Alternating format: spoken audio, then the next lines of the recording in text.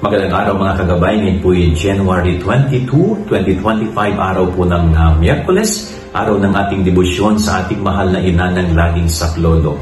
Muli, ang ating Panginoon, habang siya ay gumagawa ng public ministry, patuloy din po siya sa pagpapagaling ng mga may sakit.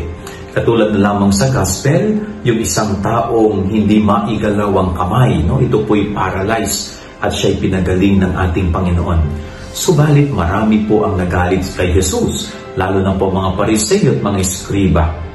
Pero maliwanag po sa ating Panginoon na hindi masama kailanman ang gumawa ng mabuti.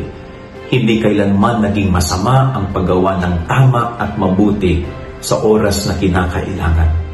At yan po yung nais ituro sa atin ni Jesus, manindigan tayo sa paggawa ng mabuti sa lahat ng oras at pagkakataon, sa harap ng mga taong hindi nakaka-appreciate ng ating ginagawang kabutihan. Yan ang ating gabay araw niya maghapon. God bless po sa inyo lahat. Pagpalain kayo ng Panginoon.